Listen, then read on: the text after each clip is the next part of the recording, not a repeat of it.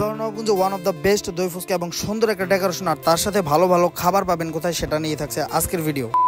তো হ্যালো আসসালামু আলাইকুম এভরিওয়ান, কি অবস্থা সবার, কেমন আছেন সবাই? এমনিতেও দই ফুচকা আমার খুব একটা পছন্দ না, তারপরও কিছুদিন যাবত শুনতেছিলাম যে চিল জোনে নাকি খুবই ভালো দই ফুচকা পাওয়া যায়, তাই চলে আসলাম আজকে চিল জোনে। আর এই চিল জোনটা কিন্তু আপনারা সবাই চেনেন, বিশেষ করে কলেজের ভাই এবং আপুরা কিন্তু সবচেয়ে বেশি চিনে, আর মেবি তাদের খুব পছন্দের একটা রেস্টুরেন্ট এই চিল জোন। ফার্স্টে ভিতরে ঢুকে গেলাম, আর ভিতরে ঢুকে সুন্দর একটা টেবিল নিয়ে আমরা বসলাম এবং এখানে বসে মেনুটা হাতে নিলাম যে দই ফুচকার প্রাইস কত, আর দই ফুচকাটা অর্ডার দিয়ে দিলাম এবং এই মেনু দেখে আমি দই ফুচকাটা অর্ডার দিয়ে দিলাম। আর এই যে হচ্ছে ফুল মেনু দেখে নেন। দই ফুচকা আর হচ্ছে বার্গার অর্ডার দিয়েছি, বললো একটু লেট হবে, তাই আমি ভাবলাম যে এটার ভিডিও করে আপনাদেরকে একটু দেখাই, পুরো ডেকোরেশনটা একটু দেখাইতেছি। খুবই সুন্দর ডেকোরেশন করা এটার ভিতরে, এবং এটার ভিতরে কিন্তু এসি লাগানো আছে, যে কারণে বসতে বিরক্ত লাগতেছে না, ভালোই লাগতেছে। যাই হোক, খাবারের জন্য ওয়েট করা এই জিনিসটা আমার আবার ভালো লাগে না, তাই এখানে পানি ছিল, আমি পানি খাইতেছিলাম। আর এই যে উপরের লাইটিং গুলা কিন্তু খুবই সুন্দর করছে, বিশেষ করে আমার কাছে এই লাইটটা এত পরিমাণ ভালো লাগছে যেটা বলে বোঝানোর মতো না, খুবই ভালো লাগছে এই সাদা লাইটটা আমার কাছে। আমি আর দীপু ভাই কিন্তু আসছিলাম, আর ম্যাক্সিমাম টাইমে কিন্তু দীপু ভাই আর আমি একসাথে আসি, তো এখানে কিন্তু মোটামুটি ভালোই একটা ভিড় ছিল।